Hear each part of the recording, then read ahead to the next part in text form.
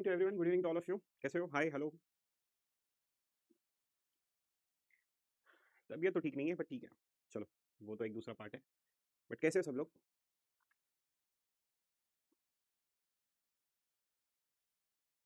Good evening to all of you. Good evening to everyone, good evening to all of you. कहीं नहीं गया था भाई, थोड़ा ऑफिशियल काम था तो ठीक है, इसलिए थोड़ा सा टाइम हो गया, बट आई होप सो अभी सब फाइन है। अभी हम लोग कोई भी ब्रेक नहीं लेंगे, अब हम लोगों की रोज क्लास चलेगी, उसकी गारंटी मैंने। मैं गिरता रहूं, पढ़ता रहूं, बीमार रहूं, उठ ना पाऊं, ठीक है, बाढ़ आ जाए, अर्थक्वेक आ जाए, चाहे कुछ भी हो जाए, आपका लेक्चर अब चलता रहेगा, ये मेरी प्रॉमिस है। बस एक वीक डिले हुआ है, उसको मैं खींच लूंगा, और ऐसा भी नहीं है कि बहुत जल्दबाजी में करूंगा, वो कंप्लीट कर लूंगा, ठीक है। तो उसका परेशान होने की कोई बात नहीं है। और हालांकि अभी आपका एग्जामिनेशन बहुत, अब जैसे आप लोग सोच रहे थे कि ठीक है, आप लोग ये सोच रहे थे कि सर हमारा एक वीक मतलब 10 अप्रैल को खत्म होना था, तो अब जैसे एक वीक हुआ है तो क्या 10 अप्रैल से एक्स्ट्रा होगा? मतलब आप ये सोच रहे थे कि सर 10 अप्रैल को खत्म होना था, अब ये 20 अप्रैल को खत्म होगा, तो बाकी के और सब्जेक्ट्स जो हैं वो भी डिले हो जाएंगे 10-10 दिन ऐसे। नहीं, ऐसा नहीं होगा। मेरा सब्जेक्ट जैसे 10 अप्रैल को खत्म होना था, तो अब 20 अप्रैल को खत्म होगा। तो 10 अप्रैल के बाद में जैसे 11 अप्रैल को जो आपका दूसरा सब्जेक्ट चालू होने वाला था, वो वैसे ही चालू होगा। मैं अपनी टाइमिंग चेंज कर लूंगा, जैसे 6 से 8 पे मैं नहीं पढ़ाऊंगा आपका। 11 तारीख को जो भी लेक्चर चालू होगा वो ऑलरेडी वैसे ही चालू हो जाएगा। मैं अपनी टाइमिंग चेंज कर लूंगा, मैं रात में पढ़ाऊंगा या फिर दोपहर में पढ़ा दूंगा या मॉर्निंग में पढ़ा दूंगा। तो आपको वो एक्स्ट्रा जो एक हफ्ते का ठीक है, जो भी दिक्कत होगा वो मैनेज हो जाएगा, ठीक है। ओके, तो परेशान होने की कोई बात नहीं है। दो तीन चीजें हैं जो मुझे लग रहा है कि मुझे आज डिस्कस करना चाहिए आप लोगों से, तो वो मैं बता देता हूँ कि कौन कौन सी चीजें हैं। पहला चीज ये है कि सबसे पहले that I will say that, okay, sorry, okay, so this is the first thing जो आप लोगों का इतने टाइम के लिए, ठीक है, हुआ था, प्रॉब्लम हुई थी, उसके लिए I am extremely sorry for that. ठीक है, तो परेशान मत होना। दूसरी चीज, आपकी क्लासेस में कोई डिले नहीं होगा। जैसे जो डीबीएमएस आप लोगों का था, वो यूजुअली 10 अप्रैल को ये लास्ट था। आपका नेक्स्ट जो होगा वो 11 अप्रैल से चालू हो जाएगा। मैं ये 10 अप्रैल को पैरेलली चालू कर दूंगा, तो आपका ये सब्जेक्ट भी चलेगा और ये सब्जेक्ट भी चलेगा। तो ऐसा नहीं है कि आपका कुछ डिले हुआ है, बस ऑफिशियल वर्क था, इसलिए थोड़ा सा बीमार भी था इसलिए, ठीक है। तो परेशान बिल्कुल मत होना।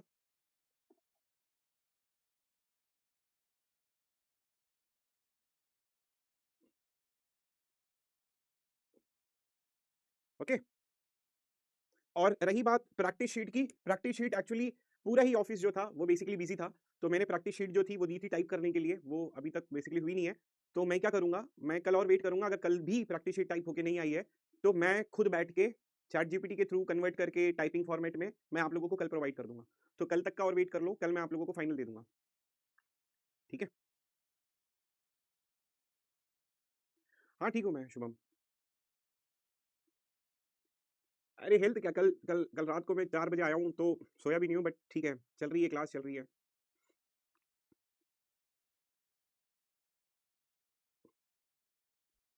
ठीक है। बाकी का देखा मैंने, आप लोगों का ग्रुप में आप लोगों ने बहुत कुछ बोला, बट मैंने किसी को वो नहीं बोला कि ठीक है वो आपकी तरफ से था, मैं कुछ नहीं बोल सकता, बट ठीक है। मैं बस इतना ही बोला, मैं I am extremely sorry for that, ठीक है। आप लोगों का मैंने थोड़ा सा डिले, मैं मेरी तरफ से नहीं हुआ एक्चुअली, रिजल्ट, ठीक है। डिजिटल लॉजिक की भी कोई न्यूज़ नहीं है, सर भी बिजी थे, चंदन सर भी बिजी थे, मेरे साथ ही थे वो भी दिल्ली में। तो उनको भी जैसे ही टाइम मिलेगा, क्योंकि आज मोस्टली सब लोग ट्रैवल ही कर रहे हैं, मैं तो सोचा था कि आज मतलब ट्रैवल करके आएंगे तो कल से स्टार्ट होगा, लेकिन मैंने बोला कि नहीं भाई मैं जल्दी जाऊंगा, और आज जो है वो बच्चों का क्लास स्टार्ट करना है एट एनी पर्टिकुलर कॉस्ट, ठीक है।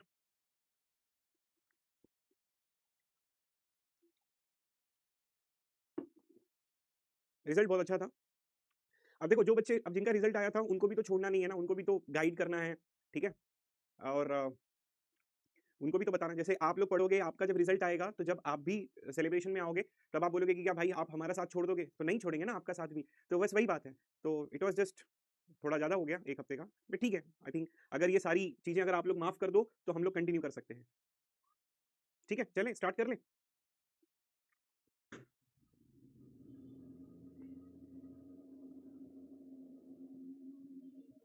ठीक है, तो अगर आप लोगों की तरफ से कोई दिक्कत नहीं है तो फिर आज हम लोग स्टार्ट कर लेते हैं। आज हम लोग रिलेशनल अलजेब्रा ही पढ़ेंगे, ठीक है, तो जो डिले हुआ है आप लोग परेशान बिल्कुल मत होना, ठीक है। अरे ठीक है भाई, प्रवीण भाई मैं देखता हूँ, उसका कुछ करवाता हूँ, ठीक है, don't worry about it. Backlog बन गया, जो भी हो गया है तो स्टार्ट कर लेंगे। आज का टॉपिक जो है वो हमारा जो मेन टॉपिक है वो है डिवीजन ऑपरेटर का, ठीक है।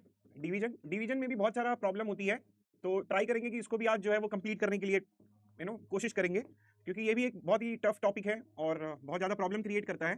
तो let's try to start it. अब कोई भी नहीं बोलेगा तो चलो स्टार्ट करते हैं और फिर इसको पढ़ने की कोशिश करते हैं, ठीक है everyone. So please pay attention here. मैंने चैट थोड़े टाइम के लिए ऑफ कर दिया है, ठीक है। हाँ, मैं थोड़ा-सा रिवाइज़ करवा देता हूँ, ताकि क्योंकि उस रिवीजन का भी मेरे को भी यहाँ पर इम्पोर्टेंट है। उस रिवीजन के उसके बेसिस पे ही आप लोगों को भी आज ये टॉपिक पढ़ाना है। बेसिकली जो डिवीजन ऑपरेटर अगर मैंने आज ये सिखा दिया तो मेरा काम हो गया, क्योंकि डिवीजन ऑपरेटर है। उसके बाद में डिवीजन रिलेशनल अलजेब्रा में ऑलमोस्ट मैंने सारा चीज़ कवर कर दिया है। बट जो मेन ऑपरेटर है वो डिवीजन, वो आज ये मैं सिखाऊंगा और कल मैं आपको यूनियन और इंटरसेक्शन और सेट डिफरेंस के ऊपर क्वेश्चन करवा दूंगा। तो ये वाले टॉपिक जो है वो बेसिकली ईजी है। अभी कोई भी चैट नहीं करेगा, वैसे भी चैट चल नहीं रही आपकी। ये वाले टॉपिक जो है वो ईजी है, तो इसमें कोई इतनी प्रॉब्लम नहीं होती है। बाकी का टफ टफ टॉपिक जो है, जैसे सम वाला था और जैसे ऑल वाला था, वो मैंने सिखा दिया है। बट सबसे जो मेन प्रॉब्लम होती है वो सम, ऑल और डिवीजन में प्रॉब्लम होती है, क्योंकि ये तीनों टाइप के क्वेरीज जो है वो एक ही टाइप के लगते हैं। जब ये मैं कंप्लीट करवा दूंगा और कल मैं यूनियन इंटरसेक्शन वाला करवा दूंगा, ठीक है, मतलब सेट ऑपरेटर के जो भी है वो कल मैं करवा दूंगा। तो उसके बाद में फिर हम लोग क्वेरीज करेंगे। अच्छा, कुछ बच्चे मुझे ये भी बोल रहे थे कि सर क्वेरीज में ना हम लोगों को विजुअलाइजेशन नहीं आ रही है। तो देखो, विजुअलाइजेशन के लिए मैंने आप लोगों को बोला कि आप मेरे लेक्चर एक दो बार और रिवाइज कर लो, तो उससे वो ईजी हो जाएगा, या मेरी नोट्स देख लो, तो उससे आप बड़े आराम से और या फिर ईजी वे में कर सकते हो। मैं थोड़ा-सा पहले आप लोगों को रिवाइज़ करवा देता हूँ। पहले मैंने आप लोगों को सम वाले ऐसी चीज़ पढ़ाई थी जो बेसिकली सम से रिलेटेड थी। तो जब कभी भी हमें सम पता करना होगा तो उस तरीके से हम लोग क्या करेंगे, we will try to go with either this query और we will try to go either with this query. पहला क्या कहता है कि आपको अगर ए की वैल्यूज़ निकालनी है, retrieve the values of A that are more than some values of B.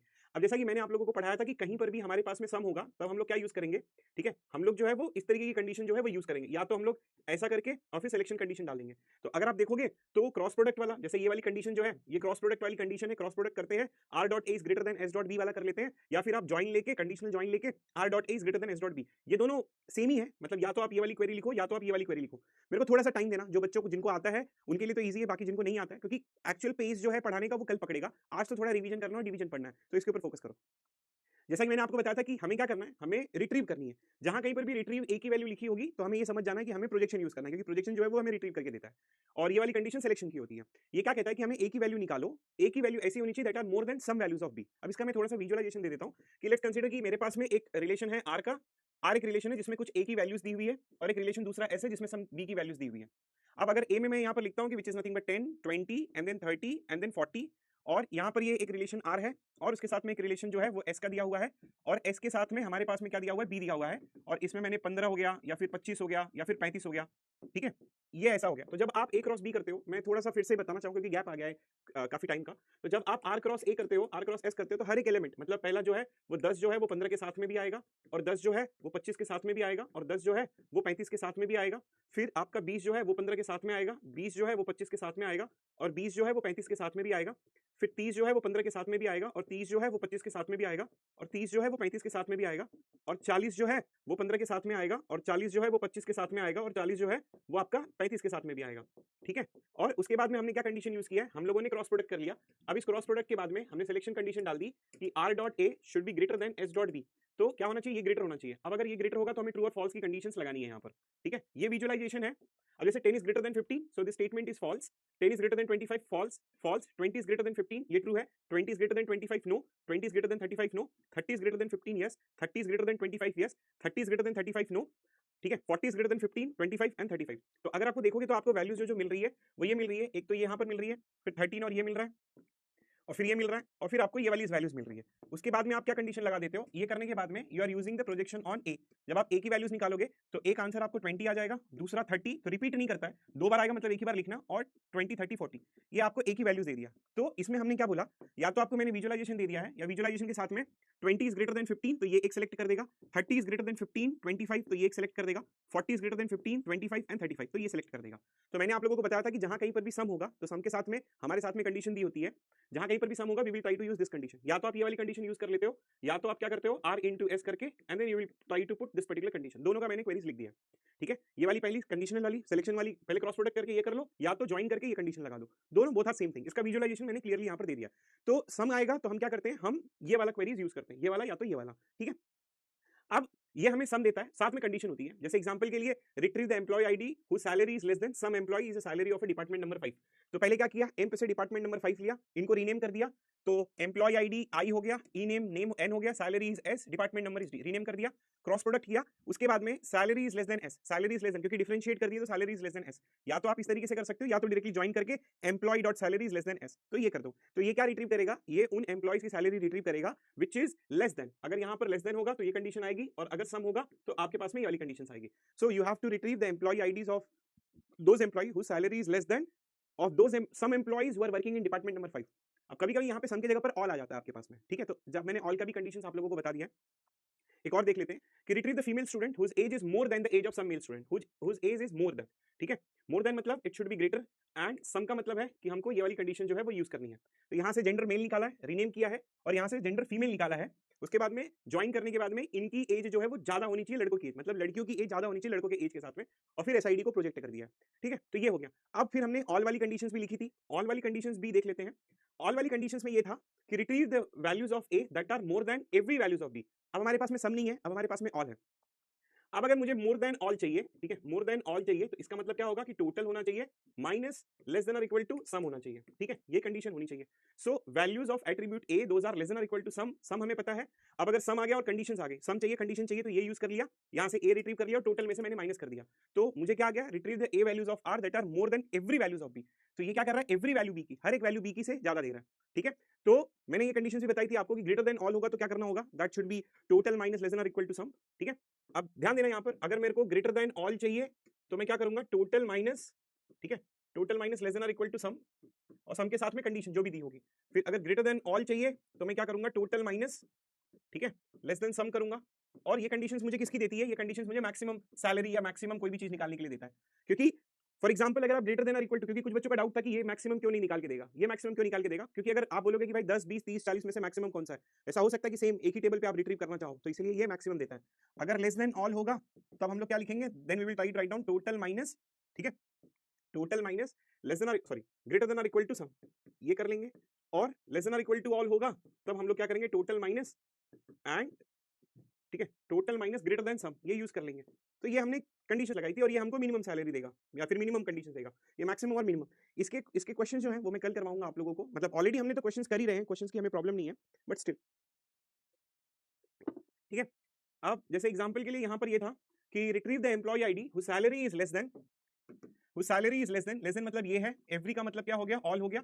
तो अगर आपको ये लेस देन ऑल चाहिए तो आप क्या करोगे, टोटल में से क्या माइनस करोगे, ग्रेटर देन और इक्वल टू सम माइनस करोगे, ठीक है। So total all employee IDs, उसमें से employee ID salary is greater than आ गया, कंडीशन मिल गई, सम मिल गया, सम मिल गया तो ये यूज कर लोगे।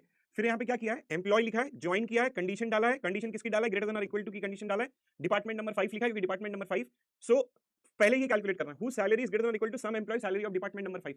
तो सिलेक्शन डाला, डिपार्टमेंट नंबर 5 किया, रीनेम किया, सैलरी ये है, इस एम्प्लॉय की सैलरी है, salary is greater than equal to S, join किया, यहाँ से एम्प्लॉय आईडी निकाला, इसमें से फिर टोटल में से माइनस कर दिया। So we will get the total values, ठीक है। तो ये था आपका रिवीजन, आई होप सो आप लोगों को ये क्लियर हो गया होगा और कोई दिक्कत नहीं होगी। तो एक बार बता देना, मैं अभी भी थोड़ा सा टाइम दूंगा आप लोगों को, चैट इनेबल कर दिया हूँ, एक बार बता देना, या अगर अभी भी कोई डाउट होगा तो विल डिस्कस दैट, फिर उसके आगे मैं बढ़ूंगा, ठीक है। हालांकि ग्रुपिंग वाला मैंने एक क्वेश्चन दिया था, तो उसमें डिपार्टमेंट नंबर जो है वो एक दूसरे के साथ में इक्वेट करोगे तो ग्रुपिंग वाला भी आ जाता है, उसके क्वेश्चंस मैं ले लूंगा बाद में। बट अभी कोई डाउट है किसी को, कुछ भी दिक्कत है तो बता देना।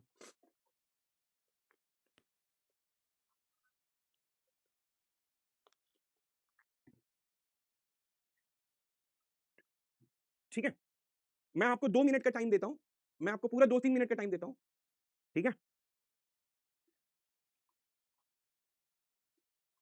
आप पूरा देखो, कोई भी डाउट होगा मुझे बताओ, ठीक है, फिर हम लोग डिस्कस करते हैं। I give you 2 minutes, digest it, क्योंकि जब मैं डिवीजन चालू करूंगा, डिवीजन में बहुत ज्यादा दिक्कत होती है, ठीक है। ठीक है, पहले एक बार देख लो, डाइजेस्ट कर लो, फिर मैं आप आगे बताता हूँ आपको। Give me 2 minutes.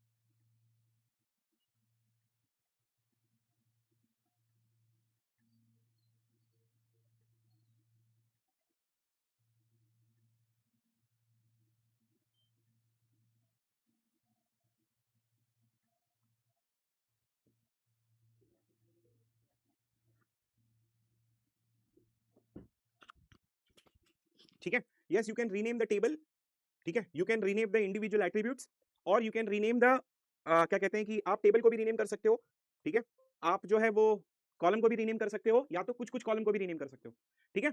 अच्छा, आपका डाउट क्लियर हो गया। अच्छा, एक चीज और मैं बोलना चाहूंगा, मैं जैसा कि बिजी था तो मैंने बहुत सारे बच्चों के मैसेजेस नहीं देखे, आप लोगों ने अपडेट किए हैं कि आप कितना पढ़ रहे हो, and I am so happy for that, but time नहीं मिल पाया था, तो ठीक है, और अभी तो 12-1 बजे तक क्लास चलेगी मेरी अब तो रोज ही, तो जितना भी मुझे टाइम मिलेगा आई विल रिप्लाई यू, ठीक है। अच्छा, इसमें सैलरी नहीं लिखा है, ओके।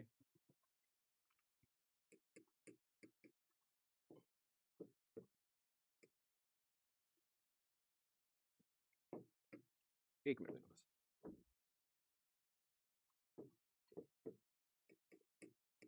Okay, done. तो बच्चों के मैं रिप्लाई नहीं कर पाया, बट ठीक है।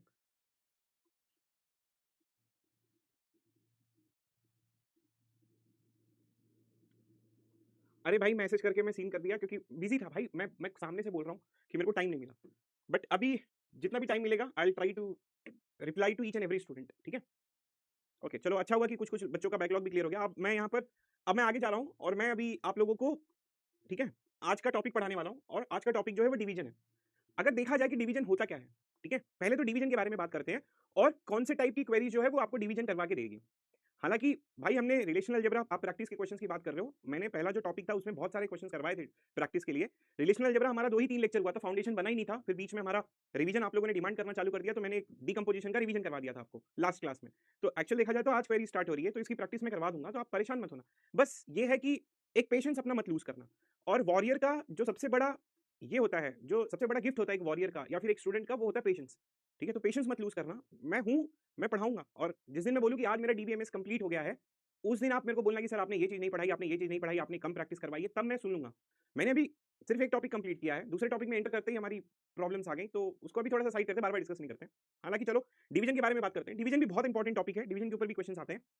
चलो, डिवीजन के बारे में बात करते हैं। देखो, जो ये डिवीजन ऑपरेटर है ये भी बहुत ईजी है, मतलब फर्स्ट फेज इसका समझना जो है, ठीक है, वो बहुत इजी लगता है, लेकिन सेकंड फेज, जो जब सेकंड फेज आता है तब प्रॉब्लम होती है, फर्स्ट फेज में कोई दिक्कत नहीं होती है।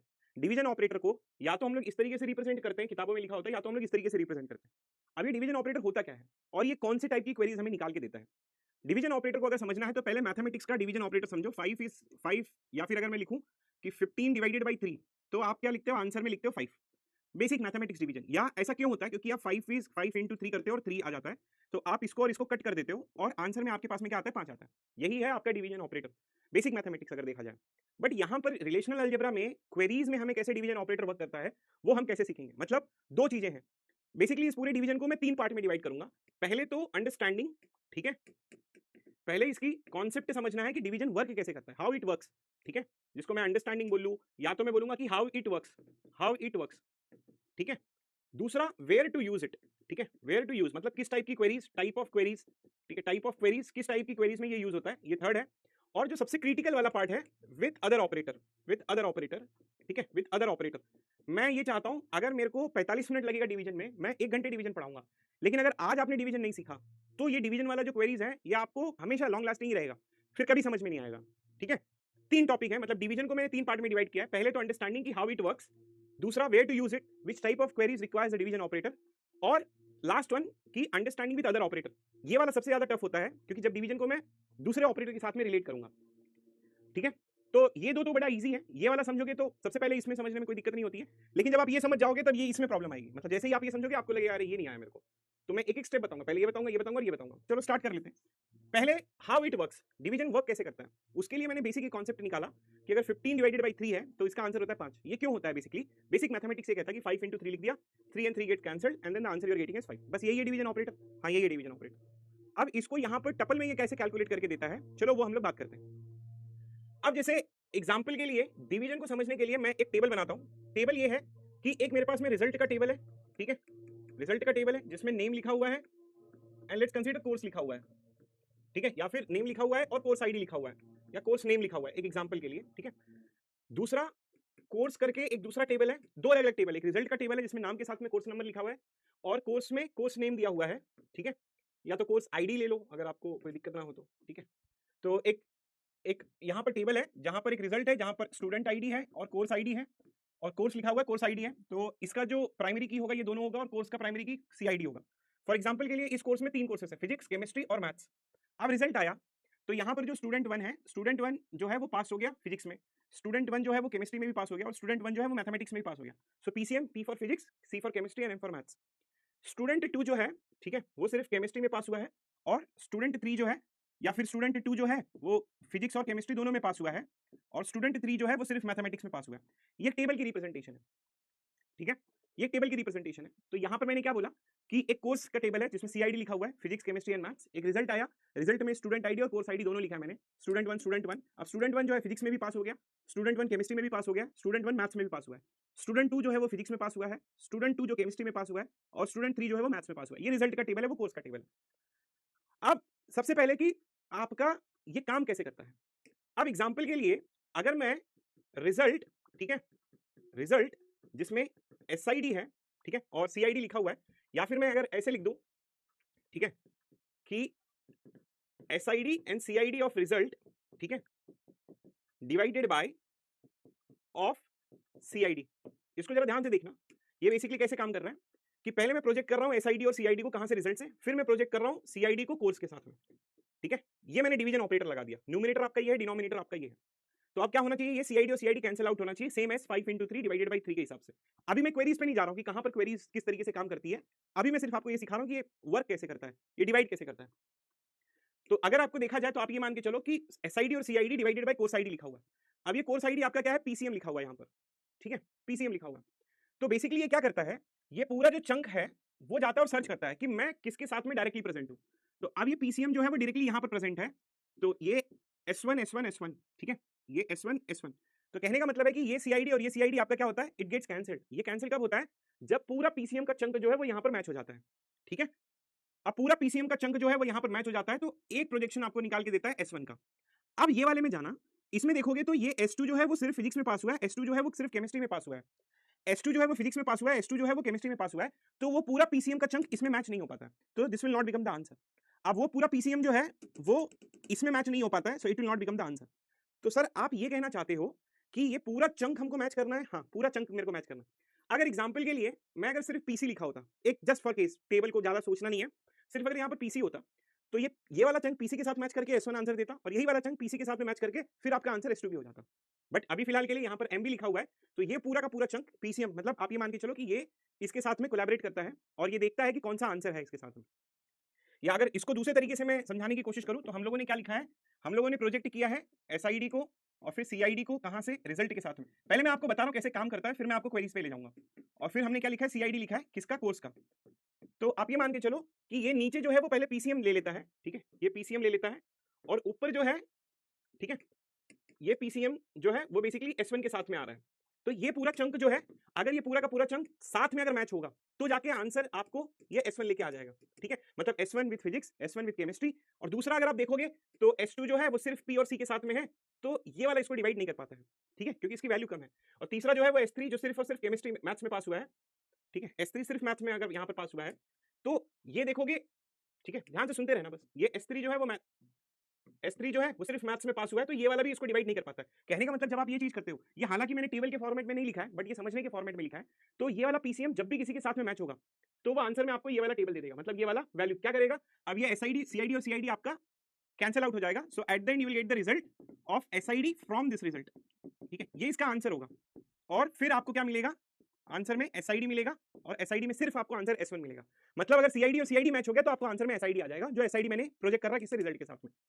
तो ये देखना है कि जो भी एट्रीब्यूट मैच होता है वो कट आउट हो जाता है। दूसरे तरीके से आप देखो कि अगर मैं एट्रीब्यूट A, B लिखता हूं, फॉर एग्जांपल टेबल R से, और अगर मैं एट्रीब्यूट B लिखता हूं जो टेबल S से है, तो मेरा आंसर जो होगा वो B और B कैंसिल आउट हो जाएगा, ठीक है, ये और ये कैंसिल आउट हो जाएगा, और आंसर में A आएगा ऑफ दिस ओरिजिनल टेबल, ठीक है। ये है मेन डिवीजन ऑपरेटर। अभी मैं आपको सिखा रहा हूं कि ये काम कैसे करता है, पहले ये हम लोग समझ जाते हैं, क्योंकि जब मैं लास्ट में लेके जाऊंगा तो वहां पे ज्यादा दिक्कत होती है, तो पहले मैं आपको बता देता हूं। तो ये तो एक जनरलाइज फॉर्मेट मैंने बता दिया। इसको दूसरे तरीके से ये मैं विजुअलाइजेशन दिखा रहा हूं आपको कि विजुअलाइज कैसे करता है। पहले मैंने एसआईडी सीआईडी रिजल्ट का लिया, फिर सीआईडी कोर्स का लिया, जब मैं मैच किया तो नीचे पीसीएम आया। क्यों, क्योंकि कोर्स आईडी जब आप देखोगे, कोर्स आईडी में पीसीएम आप किसे डिवाइड कर रहे हो, अगर ये 3 एट्रीब्यूट है, अगर सॉरी 3 वैल्यूज हैं, तो ये 3 वैल्यूज एक ही साथ प्रोजेक्ट करेंगे, ठीक है। अगर ये 3 वैल्यूज होंगी तो ये 3 वैल्यूज एक ही साथ प्रोजेक्ट करेंगे। अब ये वैल्यूज या तो 3 हो सकती है, क्योंकि ये आपकी प्राइमरी की है और ये फॉरेन की है, ध्यान से सुनना, ये प्राइमरी की और ये फॉरेन की है। तो जब आप ये तीनों वैल्यूज एक साथ प्रोजेक्ट करोगे तो या तो 3 हो सकती है या तो उससे कम हो सकती है, ठीक है। या अगर 2 लिया तो वहां पे ज्यादा हो सकती है, ठीक है। तो कहने का मतलब है चाहे मैं 2 लूं, 3 लूं, 4 लूं, अब ऐसा मत सोचना कि ये इसका सबसेट है, वो इसका सबसेट है, नहीं ये 3 होगा तो वो 3 से कम होगा, नहीं, मैं इसको पी और सी भी ले सकता हूं, ठीक है। That depends on the question, that depends on the queries. अभी मेरा बस यही कंसर्न है कि आप लोग इसको ये समझो इन अ शॉर्ट टर्म, अगर ये 3 वैल्यूज हैं तो ये 3 वैल्यूज एक साथ में प्रोजेक्ट करेंगी, बस बस यही कॉन्सेप्ट है। और इसका विजुअलाइजेशन मैंने ये बोला कि अगर ये 3 वैल्यू एक साथ प्रोजेक्ट करेंगे तो ये स्टूडेंट 1 इंटरेक्ट कर रहा है फिजिक्स, केमिस्ट्री और मैथ्स में, स्टूडेंट 1 बेसिकली पास हुआ है फिजिक्स में भी, केमिस्ट्री में और मैथ्स में भी, स्टूडेंट 2 सिर्फ फिजिक्स और केमिस्ट्री में पास हुआ है, तो ये इसके प्रोजेक्शन में नहीं आ रहा है, ये कट आउट नहीं कर पाएगा इसको, ठीक है। ऐसा मत सोचना पी और सी कैंसिल हो गया सर, एम यहां बच गया, एम से सर मैं ये कैंसिल कर दूंगा तो S2 और S3 भी आ जाएगा, नहीं, that is not the way of thinking, it is just a very simple concept, ठीक है।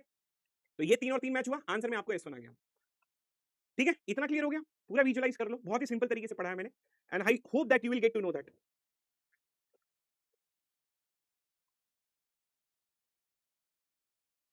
ठीक है।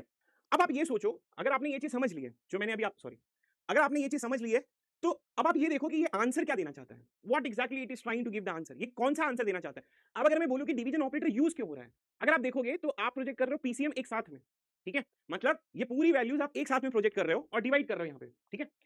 अब अगर आप जब मैं प्रोजेक्ट बोलूं तो इसका मतलब प्रोजेक्शन नहीं है, प्रोजेक्ट का मतलब असाइनमेंट बोल रहा हूँ। आप ये तीनों वैल्यूज एक साथ असाइन कर रहे हो, तो अगर आप ये तीनों वैल्यूज एक साथ असाइन कर रहे हो तो ये सिर्फ मैच इस पे हो रहा है, इस पे और इस पे नहीं हो रहा है। अब ये था, मैंने आपको ये सिखाया कि ये काम कैसे करता है, how it works, division how it works. मैंने स्टार्ट किया था 5 into 3 डिवाइड बाई 3 से, 3 3 गेट कैंसिल, तो you will get the 5 as answer, ठीक है। या अगर आपको अभी भी डाउट है तो आप ऐसा समझ लो कि 5 into 3 divided by 3, 5 into 2 divided by 3, तो ये नहीं कट करेगा, in that particular sense we can say that, ठीक है। तो पूरी वैल्यूज का जब असाइनमेंट सही तरीके से होगा तो ही आपको वो वैल्यूज निकाल के देगा।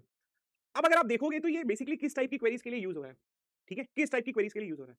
अगर मैं बोलूं कि जब मैंने रिजल्ट को डिवाइड किया कोर्स के साथ में, मेरे को आंसर में क्या आया, एसआईडीज आई, ठीक है, आंसर में एसआईडी आई, और ये क्या दे रहा है, मतलब किस टाइप की क्वेरीज बना के दे रहा है, जरा सोचो कि किस टाइप की क्वेरीज बना, क्या मैं ऐसा बोल सकता हूं कि मुझे उन बच्चों की एसआईडी बताओ जो सारे सब्जेक्ट्स में पास हुए हैं, ध्यान से सुनना, ठीक है।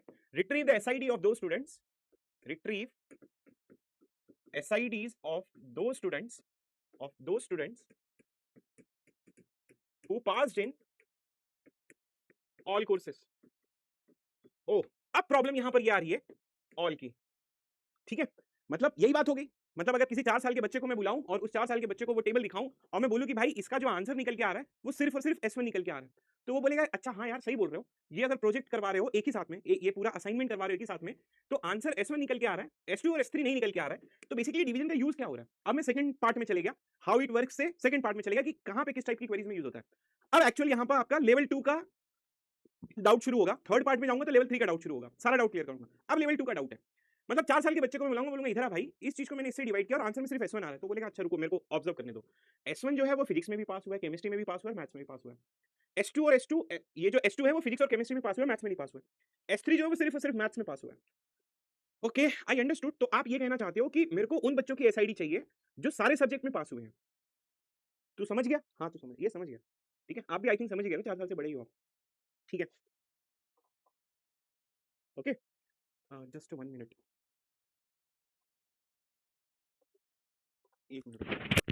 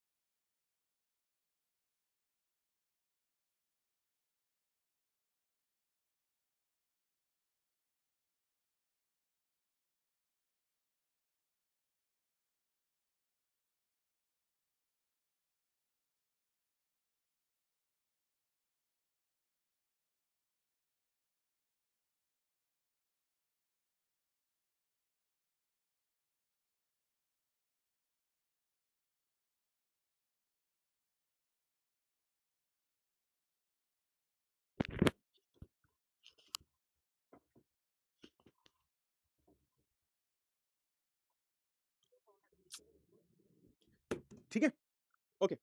तो अगर आप देखोगे कि ये क्या कहना चाहता है, मतलब 4 साल के बच्चा भी अगर देखेगा तो वो ये बोलेगा कि you have to retrieve the SID of those student who passed in all courses. अब प्रॉब्लम ये है कि सर अभी जस्ट आपने हमें ये बताया था, ठीक है, कि ये एवरी एम्प्लॉय वाला और यहां पर ऑल लिखा हुआ है, तो अब मेरा कंफ्यूजन डबल हुआ, जो आप बोल रहे थे ना लेवल 2 का कंफ्यूजन, तो अब हाँ मेरा लेवल 2 का कंफ्यूजन तो आ गया अब। और वो लेवल 2 का कंफ्यूजन ये है कि आप आज डिवीजन वाले में भी ऑल पढ़ा रहे हो और पहले भी आपने ऑल पढ़ाया था, तो अब ये दोनों में फर्क क्या हो गया? ये वाला जो ऑल है, ठीक है, ये वाला जो ऑल है, इस ऑल के साथ में आपका कंपैरिजन होता है, ठीक है, इस ऑल के साथ में आपका क्या होता है? कंपैरिजन होता है। Comparison like what? Comparison like less than, greater than, less than or, greater than equal to. इस ऑल के साथ में अगर आपकी क्वेरीज में ऑल के साथ में कंपैरिजन आ जाए, ठीक है, ऑल के साथ में आपके पास में कंपैरिजन आ जाए, like greater than, less than, greater than equal to, less than equal to, तब हम लोग ये वाले में टाइप कर जाते हैं। जो मैं आज का टॉपिक बता रहा हूं, इस ऑल के साथ में आपका रिलेशनशिप आता है, ठीक है, क्या आता है? रिलेशनशिप आता है, ठीक है, रिलेशनशिप आता है। जैसे एग्जांपल के लिए ऐसे number of students who have passed in all the courses, मतलब अगर मैं बोलूं कि उन बच्चों के नाम बताओ जो सारे कोर्सेज में पास हो गए हैं, तो इसमें क्या कहीं पर कंपैरिजन दिख रहा है आपको? वैल्यूज की कंपैरिजन हो रहे हैं? नहीं, यहां पर रिलेशनशिप आ रहा है। ऐसे बच्चों के नाम बताओ जो सारे कोर्सेज पढ़े हैं bye the instructor Baba sir, यहां पर भी रिलेशनशिप आ रहा है। ऐसे कोर्सेज के नाम बताओ, ठीक है, जो all the students who working in all the departments, ये भी रिलेशनशिप का आ रहा है। तो अगर आपका ऑल के साथ में कंपैरिजन नहीं आ रहा है, ग्रेटर देन, लेस देन और समथिंग लाइक दैट, तब हम लोग डिवीजन ऑपरेटर यूज करेंगे। तो ये था आपका सेकंड पार्ट। अब पहला भी मैंने आपको बता दिया, दूसरा भी बता दिया। अब ये क्या कर रहा है? ये उन बच्चों के स्टूडेंट आईडीज निकाल रहा है ऑफ दो students who has passed in all the courses. क्या कहीं पर भी कंपैरिजन आ रहा है कि सैलरी बड़ी होनी चाहिए, मैक्सिमम सैलरी होनी चाहिए, ग्रेटर सैलरी होनी चाहिए, लेस देन सैलरी होनी चाहिए, या कोई भी टाइप का कंपैरिजन ऑपरेटर आ रहा है? नहीं, कंपैरिजन ऑपरेटर नहीं आ रहा है। यहां पर आ रही है रिलेशनशिप। अगर ऑल के साथ में कंपैरिजन होगा तो हम लोग पुराने वाले क्वेरी से करेंगे, अगर ऑल के साथ में रिलेशनशिप आएगा तो हम लोग डिवीजन ऑपरेटर से करेंगे। जैसे एग्जांपल मैंने आपको दे दिया, यहां पर ऐसे बच्चों के नाम मुझे बताओ, ठीक है, ऐसे स्टूडेंट्स के नाम बताओ जो बेसिकली सारे कोर्सेज में प्रेजेंट है। ऐसे स्टूडेंट के नाम बताओ जो सारे कोर्सेज बाबा सर से पढ़े हुए हैं। यहां पर रिलेशनशिप आ रहा है, कंपैरिजन नहीं आ रहा है। अच्छा, तो sir second level of doubt भी मेरा क्लियर हो गया। सेकंड लेवल ऑफ डाउट मेरा ये था कि ऐसे नंबर ऐसे स्टूडेंट्स के बारे में बताओ जो बेसिकली सब में पास हो। मतलब ये क्वेरी कहना क्या चाहता है? ओके सर, मैं समझ गया हूं कि ये क्वेरी काम कैसे करती है और इस क्वेरी को कहां हम यूज करते हैं, but obviously we need a practice. तो उसको समझने के लिए मैं थोड़ा थोड़ा आपको और भी बताते चलता हूं, ठीक है। अब जैसे एग्जांपल के लिए यहां पर सुनना कि what the answer, how this query works, इसको थोड़ा और डिटेलिंग में कर लेते हैं। अब जैसे, ठीक है, I want everyone to just try to give me the answers of this, ठीक है, आंसर्स ऑफ दिस। ट्राई करो कि अगर ए को मैं b1 से डिवाइड करूंगा तो क्या आंसर आना चाहिए, ए को मैं अगर b2 से डिवाइड करूंगा तो क्या आंसर आना चाहिए, और ए को मैं अगर b3 से डिवाइड करूंगा तो क्या आंसर आना चाहिए। मतलब इसमें कितने टपल्स आएंगे, इसमें कितने टपल्स आएंगे और इसमें कितने टपल्स आएंगे। आप एक बार कर लो, then you will get that idea कि अच्छा इसका आंसर क्या आएगा बेसिकली।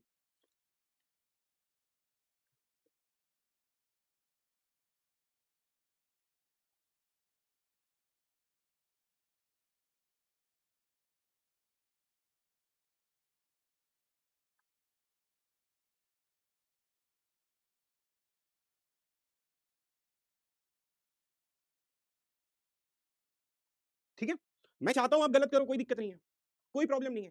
देख लो कहां कहां पर ये मैच हो रहा है। This is just for a practice. अगर ए को मैं b1 के साथ में डिवाइड करूंगा तो क्या होगा, ए को अगर मैं b2 के साथ में डिवाइड करूंगा तो क्या होगा, और ए को मैं अगर b3 के साथ में डिवाइड करूंगा तो क्या होगा।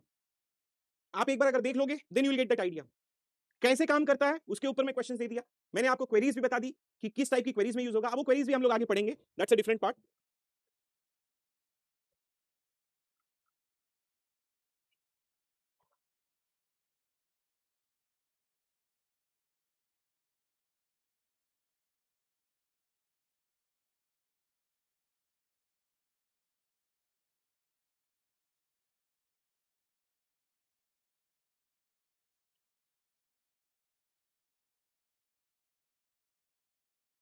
ठीक है, चलो आप पहले का आंसर देख लेते हैं और फिर ऐसे। पहले तो सबसे पहले इसका आंसर देख लेते हैं हम लोग, P2। अब ये P2, फिर P2, फिर P2 और P2। ये P2 S1 देगा, ये S2 देगा, ये S3 देगा और ये S4 देगा। तो S1 S2 S3 S4, चलो ठीक है, ये क्लियर हो गया आपका। अब दूसरा है P2 P4। P2 P4 साथ में आना चाहिए, ठीक है। ये P2 के साथ में आपका S1 आया है और ये P4 के साथ में आपका S1 आया है। जरूरी नहीं है कि ये दोनों साथ में प्रेजेंट होने चाहिए, ठीक है, क्योंकि ऊपर नीचे लिखो इट डज नॉट मैटर। मैं अगर S1 और P4 यहां लिख दूं तो भी कोई प्रॉब्लम नहीं है। बट ये है कि इस P2 का प्रोजेक्शन आपका S1 का है और इस P4 का प्रोजेक्शन आपका S1 का है, तो you will get answer as S1। अब P2 ये आ गया, P2 इज ऑन S2। अब क्या P4 भी S2 पे है? चेक करो, क्योंकि अगर आपको एक वैल्यू P2 का प्रोजेक्शन आपका S2 पे आ गया है अब ये चेक करो P4 का प्रोजेक्शन S2 पे है, अब सब बंद करके ये चेक करो क्या P4 का प्रोजेक्शन S4 पे है, अब P4 का प्रोजेक्शन S4 पे है, बट यहां पर ये S2 है, ये दोनों सेम देना चाहिए, तो सिर्फ P2 जो होगा वो P2 P4 जो होगा वो S2 नहीं देगा। Did you get my point? मैं फिर से ये एक्सप्लेन करना चाहता हूं। अब जैसे ये देखना, पहला जो था P2 P4, ये P2 है और ये P4 है, ये S1 पे प्रोजेक्ट कर रहा है और ये भी S1 पे प्रोजेक्ट कर रहा है, so you will get answer as S1। अब ये P2 जो है वो S2 पे प्रोजेक्ट कर रहा है, अब आपको सर्च करना पड़ेगा कि क्या कोई दूसरा अब आपको सर्च करना पड़ेगा क्योंकि P2 का हमें मिल गया, S2 मिल गया, अब यही P4 का S2 भी मिलना चाहिए, मतलब ऐसे लोग जो सारे कोर्सेस लिए हैं P2 और P4 का, ठीक है? तो अब P2 यहां पर S2 आ गया, बट P4 S4 है, this one is different, so we will not use it. अब let's try to go for the other one, ठीक है? अब यहां पर देखना, ये P2 S3 है और P4 भी S3 है, नहीं तो ये भी नहीं आएगा। ये P2 आपका S4 है और ये P4 आपका S4 है, ये दोनों सेम हो गया, तो that's why you will gate S4। अब P1 P2 P4 एक ही साथ में किसको प्रोजेक्ट कर रहे हैं, ठीक है? ये P1 हो गया, ठीक है, फिर ये P2 हो गया और ये P4 हो गया, ये एक ही साथ में S1 को प्रोजेक्ट कर रहे हैं, ठीक है? आपको कहीं पर भी कंफ्यूजन होगा, बस आप ये देखना ऐसे कितने बच्चे होंगे जो एक ही साथ में आपके सारे कोर्सेज में प्रेजेंट हो जाएंगे। तो इस तरीके से हम लोग बोल सकते हैं कि we are getting this type of questions, ठीक है? अब आई होप सो आप लोगों को ये क्लियर हो गया होगा। मैं थोड़ा चार्ट यहाँ पे अभी रहने दूं क्या? नहीं ठीक है, ये पूछ लेता हूँ, इसमें अगर डाउट नहीं है तो we can discuss on this. Is it clear? अब तक जितना भी पढ़ा है समझ में आया, या ये वाली स्लाइड में या इसके पहले वाली स्लाइड में कोई भी दिक्कत? Please let me know. Clear है?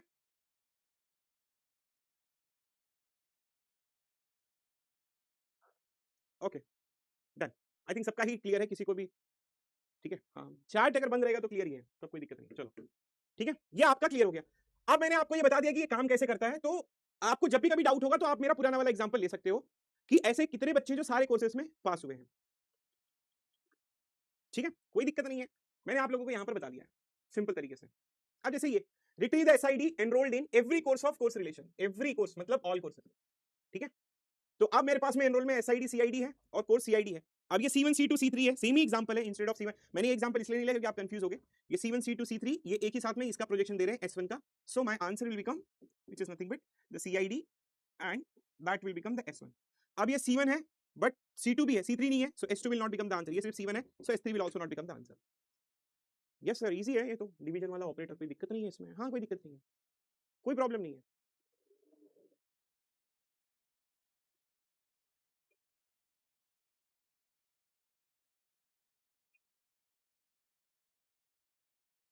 ठीक है, अब कंपैरिजन थोड़ा सा बता देता हूं। For example retrieve the student ID, retrieve student id, okay, retrieve the student id who enrolled in some courses taught by Kurth, ठीक है? दूसरा एग्जांपल रिट्रीव स्टूडेंट आईडी, ठीक है, who enrolled in all courses taught by Kurth, taught by Kurth। अब ये दोनों में फर्क समझने की कोशिश करो, some courses taught by Kurth and all the courses taught by Kurth, ठीक है? some courses taught by Kurth, for example ये एनरोलमेंट है, student ID CID, course CID और इंस्ट्रक्टर, ठीक है? तो मैं क्या करूंगा, यहां पर सम आया है तो सम के लिए डेफिनेटली जो मैंने आपको सिखाया है, तो सबसे पहले कोर्स, ठीक है, ध्यान से सुनना, सबसे पहले यहां पर कोर्स आ गया, इस कोर्स में मैंने प्रोजेक्शन डाला और इंस्ट्रक्टर कोर्स ले लिया, ठीक है? फिर इसको मैंने नेचुरल ज्वाइन कर दिया, सीआईडी सेम है तो ये एनरोल हो गया, ये भी सीआईडी और ये भी सीआईडी सेम है तो नेचुरल ज्वाइन कर दिया, और फिर उसके बाद में प्रोजेक्शन लगा दिया किसका, एसआईडी का। कोई दिक्कत इसमें? कोई दिक्कत नहीं है। अगर ये दोनों डिफरेंट होता, ये सीआईडी और ये सीआईडी डिफरेंट होता, तो मैं यहाँ पर सेम वो कंडीशंस लिख लेता कि enrol dot CID and course dot CID, ठीक है? सेकंड वाली क्वेरीज देखना, सेकंड वाली क्वेरीज में मैं क्या करूंगा, I try to write down, ठीक है, एसआईडी सीआईडी फ्रॉम एनरोल, फिर सीआईडी में कट करवाऊंगा, बट सीआईडी कट करवाने के पहले इंस्ट्रक्टर कोर्स, कहां का, कोर्स का, तो ये क्या करेगा, ये पहले फिल्टर आउट करेगा कि कोर्स कौन कौन से कोर्स टॉट किया है, फॉर एग्जांपल C1 C2, अब वो C1 C2 जिस जिसमें मैच होगा उसका स्टूडेंट आईडी दे देगा, तो ये डिवीजन ऑपरेटर, ये सम वाला और ये वाला आपका ऑल वाला। Is it clear? क्लियर है?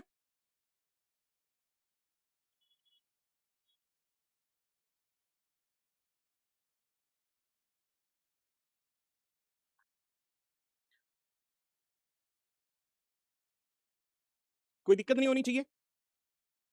हेलो,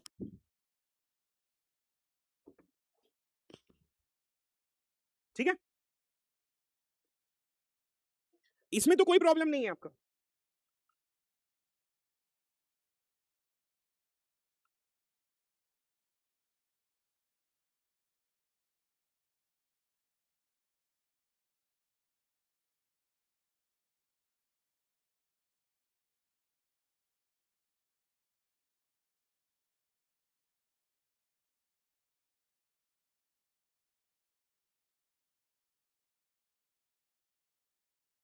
मैं चैट एक बार वो कर देता हूँ, डाउट पूछने के लिए पूछ सकते हो आप, मैं वेट कर रहा हूँ।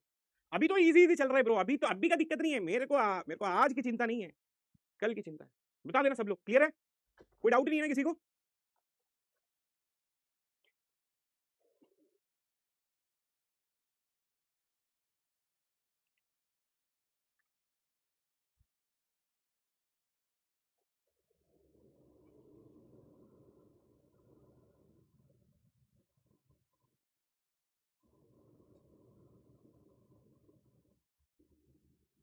सर क्या सम डिवीजन के फॉर्म में? नहीं नहीं नहीं नहीं, अभी नहीं आया। अरे नहीं, अरे क्या क्या हो गया भाई? अगर सेम नहीं होगा that's a different story. All नहीं आया, ठीक है।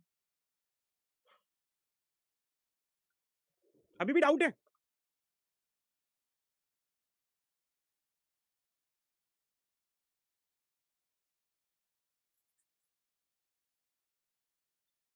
अच्छा चलो, मैं अभी थोड़ा सा आपको डाउट क्लियर कर देता हूँ, ठीक है। एनरोल, SID CID, ठीक है, स्टूडेंट या कोर्स, SID और इंस्ट्रक्टर, ठीक है।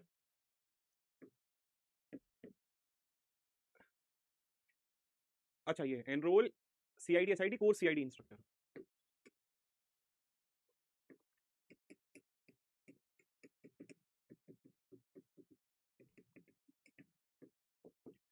C1 C2 C3, कोर्थ कोर्थ कोर्थ, ठीक है।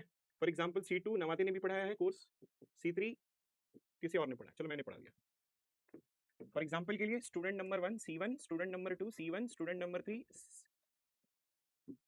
ठीक है, ये C2 हो गया और ये C3 हो गया। Student number 2 C1, student number 2 C3, student number 3 C1।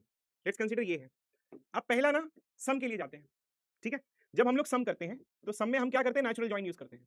Natural join जब यूज करोगे तो किसके ऊपर कर रहे हो? CID के ऊपर कर रहे हो, ठीक है, क्योंकि इसका CID मैच हो रहा है, तब आप CID के ऊपर कर रहे हो, इसके ऊपर कर रहे हो। ये C1 मैच होगा, आपको आंसर S1 देगा। C2 मैच होगा, S2 देगा। C3 मैच होगा, S3 देगा, ठीक है। C1 मैच होगा, आपको S2 भी देगा। C3 मैच होगा, आपको S2 भी देगा। C1 मैच होगा, ठीक है। Are you getting my point और नॉट? मतलब पहले मैं इसमें प्रोजेक्शन निकालूंगा तो मेरा C1 C2 और C3 के साथ में आएगा, ठीक है, क्योंकि पहले मैं इंस्ट्रक्टर कोर्स निकाल रहा हूं तो ये C1 C2 आप समझ सकते हो, C1 C2 C3 के साथ मैच करा रहा हूं, इनके साथ में मैच नहीं करा रहा हूं, C1 C2 C3 के साथ में मैच करा रहा हूं फॉर एग्जांपल के लिए।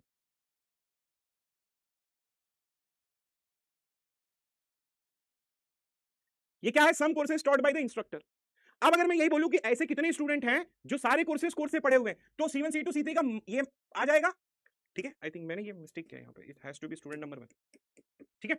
ये C1 C2 3 इसके साथ में मैच आएगा, सो ऑल में with respect to all you will get the condition which is nothing but S1 only.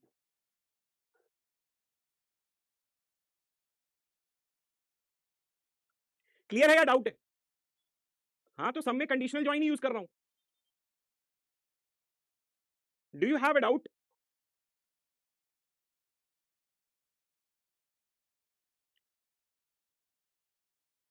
क्या डाउट आ रहा है क्या?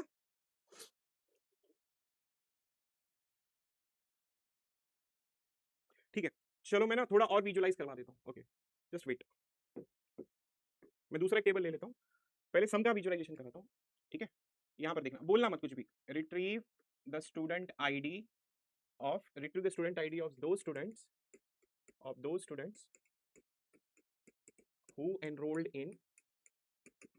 in some courses, ठीक है, some courses taught by कोर्थ, ठीक है। जैसे ये एक एग्जांपल लिख दिया मैंने, ठीक है, सुनना अभी। एनरोल, कंफ्यूज मत हो, मैं बता रहा हूँ। एनरोल SID CID, ठीक है, उसके बाद में क्या है? कोर्स CID और इंस्ट्रक्टर। स्टूडेंट 1 ने कोर्स 1 लिया है, स्टूडेंट 1 ने कोर्स 2 लिया है, स्टूडेंट 1 ने कोर्स 3 लिया है, स्टूडेंट 2 ने कोर्स नंबर 1 लिया है, स्टूडेंट 2 ने कोर्स नंबर 3 लिया है। ध्यान से सुनना। अब अब एक course, for example course number 1 taught by Korth, course number 2 also taught by Korth, course number 3 also taught by Korth, course number 1 for example या course number 4 let's consider taught by Korth. चलो taught bye नवाते, चलो ये मैंने example ले लिया। अब पहले जब मैं सम करूंगा विद रिस्पेक्ट टू सम, मैं क्या करूंगा, I will try to use this condition such that instructor, ठीक है, instructor it should be Korth, उसके बाद में कोर्स से ले लिया है। जब अगर मैं ये क्वेरी एग्जीक्यूट करूंगा तो मेरे को आंसर में क्या आएगा, C1 C2 C3 आ जाएगा। अब ये देखना C1 C2 C3, अब ये वाला C1 मैच होगा आपका सम के लिए। जब आपका ये वाला C1 मैच होगा तो आंसर में ये S1 निकाल रहा हूं, फिर आपका ये C2 मैच होगा, फिर आंसर में S1 आ गया, फिर C3 मैच होगा, फिर आंसर में S1 हो गया, फिर ये C1 मैच होगा तो आंसर में ये S2 भी आ जाएगा ना। तो the answer that we will be getting SID, जिसमें मेरे को S1 भी मिलेगा और S2 भी मिलेगा। तो S1 is taught by some courses, S2 will also taught by some courses. Clear है सर? मीटिंग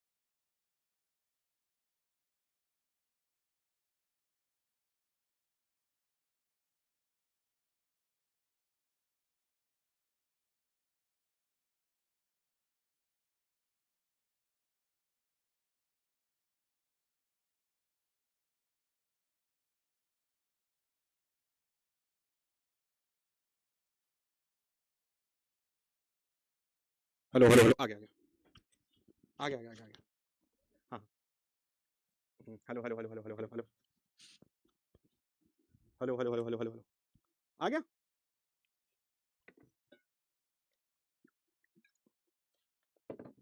चलो ठीक है ठीक है।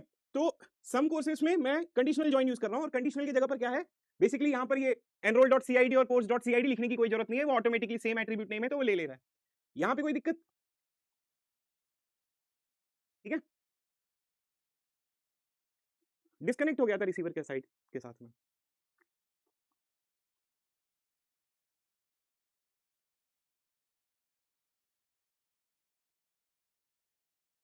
डन, क्लियर है? Okay, shall we start?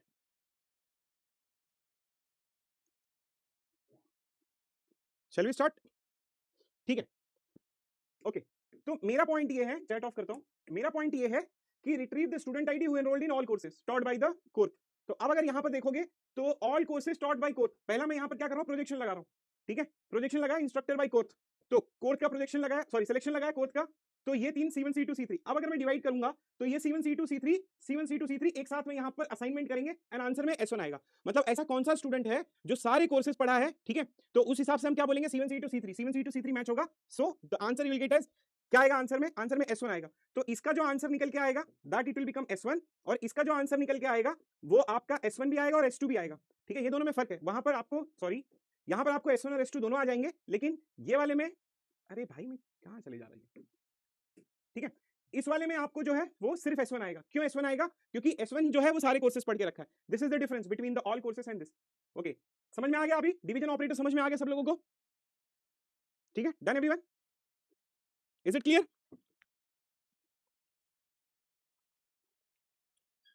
Done है, चलो। अब जो आज का, ये दो चीजें तो मैंने आपको क्लियर कर दी हैं, ठीक है। पहला मैंने आप लोगों को क्लियर कर दिया है हाउ टू यूज इट, ठीक है, हाउ टू यूज इट ये मैंने आपको बता दिया by taking my example, by taking reference book का भी एग्जाम्पल, कि इसको यूज कैसे करते हैं। ठीक है, जैसे ये रेफरेंस बुक का एग्जाम्पल था, इससे भी मैंने आपको क्लियर करवा दिया है कि इसको हम लोग यूज कैसे करते हैं। दूसरा, कौन से टाइप की क्वेरीज में यूज होता है, ठीक है, टाइप ऑफ क्वेरीज में यूज होता है, कौन से टाइप की क्वेरीज में यूज होता है, और डिफरेंस क्या क्या होता है, तो वो भी मैं आप लोगों को बता देता हूँ। फॉर एग्जाम्पल कि जैसे ग्रेटर देन ऑल टाइप का आएगा तो ये कंपैरिजन बेस्ड होता है फॉर ऑल कंडीशंस के लिए, जो इस टाइप का ऑपरेटर होता है। और डिवीजन ऑपरेटर किस लिए होता है, यहाँ पर रिलेशनशिप बेस्ड फॉर ऑल के लिए होता है। तो ये कंपैरिजन बेस्ड फॉर ऑल के लिए होता है, जो हम लोग ये वाला यूज करते हैं इस टाइप की क्वेरीज। ठीक है, ऑल के लिए ये वाला आपका यहाँ पर ये सम आ गया, ठीक है, और इसको माइनस करते हैं तो हमको ग्रेटर देन ऑल टाइप का मिल जाता है। For example A is greater then every be in S, so for every be in S A comma be exist in are. ठीक है, तो ये दोनों में डिफरेंस मैंने इसका भी आपके सामने लेके आया हूं कि दोनों में डिफरेंस क्या होता है जब आप लोग, ठीक है, जब आप लोग कंपैरिजन बेस्ड ऑल कंडीशन करते हो और जब रिलेशनशिप बेस्ड ऑल कंडीशंस करते हो, तो this is the difference, clear difference between these two. ठीक है, वो कंपैरिजन बेस्ड होता है ऑल के लिए और ये रिलेशनशिप बेस्ड होता है ऑल के लिए। दूसरा कंपैरिजन कर लेते हैं, डिवीजन टाइप के ऑपरेटर में ये रिलेशनशिप बेस्ड होता है, ये कंपैरिजन बेस्ड होता है। A is related to all B होता है, A satisfies conditions with all B, ठीक है, ये कंडीशनल होता है। ये मेंबरशिप टाइप का होता है कि कौन से मेंबर आ रहे हैं उसमें। ये इनइक्वालिटी बेस्ड होता है, A is greater than B, A is less than B type का। एग्जांपल है enrolled in all courses greater than all values, तो ये division operator and build using this type. So ये क्लियर डिफरेंस है, आप ये भी देख लो। दिस इज एग्जैक्टली, तो मैंने पहला भी पढ़ा, लेवल 1 भी मैंने पढ़ा दिया है, लेवल 2 भी मैंने पढ़ा दिया है। अब चलते हैं लेवल 3 के ऊपर, जो सबसे ज्यादा प्रॉब्लम क्रिएट करता है। अगर आपने ये चीज समझ गए तो you will not have any problem related to this. ठीक है, you will not have any problem related to this. ठीक है, चालू कर लें इसको।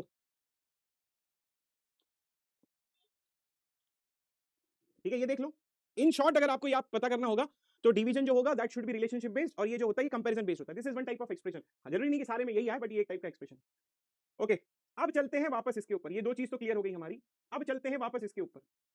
ठीक है, अब जो तीसरा पड़ाव है कि क्या मैं डिवीजन ऑपरेटर को क्रॉस प्रोडक्ट के साथ में, ठीक है, क्या मैं डिवीजन ऑपरेटर को क्रॉस प्रोडक्ट के साथ में, या डिवीजन ऑपरेटर को, ठीक है ध्यान से सुनना, डिवीजन ऑपरेटर को क्रॉस प्रोडक्ट के साथ में, या डिवीजन ऑपरेटर को, ठीक है, या डिवीजन ऑपरेटर को मैं प्रोजेक्शन के साथ में, सिलेक्शन के साथ में क्या कर सकता हूं कि that I will get it. आप तो पहले ये टेबल देख लो, ठीक है, please try to understand this table because this table is very very important and we will require this table.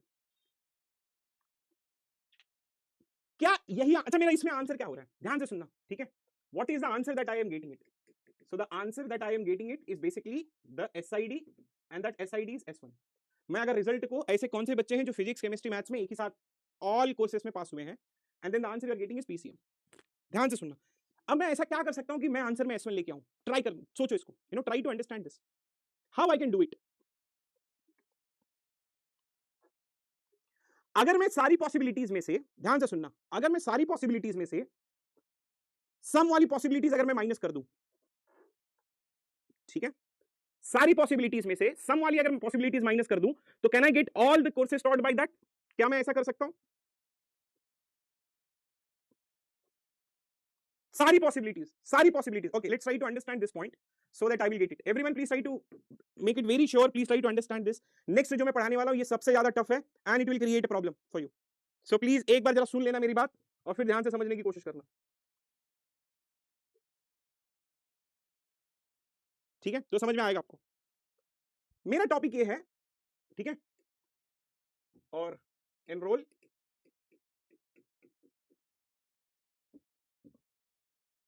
Everyone please listen, ये सबसे ज्यादा टफ है. एनरोल SID CID, ये इसका प्राइमरी की है. कोर्स मैं बहुत स्लो जाऊंगा क्योंकि ये सबसे टफ है. कोर्स आईडी मैंने एक एग्जांपल लिया है, student number 1, student number 2, student number 3. ये कोर्स नंबर 1 में भी है, कोर्स नंबर 2 में भी है, कोर्स नंबर 3 में भी है. ये course number 1, course number 2, course number 3. Student 2 जो है, स्टूडेंट 2 ने सिर्फ कोर्स नंबर 1 लिया है, स्टूडेंट 2 ने कोर्स नंबर 2 लिया है, स्टूडेंट 3 ने कोर्स नंबर 3 लिया. For example let's consider this scenario. ठीक है, फॉर एग्जांपल के लिए अब अगर मैं यहां पर डिवीजन ऑपरेटर यूज करता हूं, सो डिवीजन ऑपरेटर में I will write this SID CID of enroll divided by of CID course. So the answer it will provide me, ठीक है, so the answer that it will provide me which is nothing but SID, और SID में मेरे को सिर्फ और सिर्फ answer जो है वो S1 ही आएगा. तो ये बेसिकली बताना चाहता है कि student ID enrolled in all courses, इसको मैं प्रोजेक्शन, मल्टीप्लिकेशन, क्रॉस प्रोडक्ट से कैसे निकाल सकता हूं? How I can do it? Okay, let's try to find it out first of all. ठीक है, फॉर एग्जांपल के लिए जैसा पहले मैं अभी मैं क्या करने वाला हूं, जरा ध्यान से सुनना. ठीक है, तो you will be having that idea कि एग्जैक्टली मैं करना क्या चाहता हूं. Everyone please listen carefully. For example के लिए अगर मैं पहले वाले में से स्टूडेंट आईडी सिर्फ निकाल लूं और दूसरे वाले में से कोर्स आईडी अगर निकाल लेता हूं, ठीक है, पहले वाले में से सिर्फ मैं स्टूडेंट आईडी निकालता हूं, ठीक है, स्टूडेंट आईडी पहले वाले से एनरोल से निकाल दिया और दूसरे से CID निकाल दिया, कहां से? कोर्स से.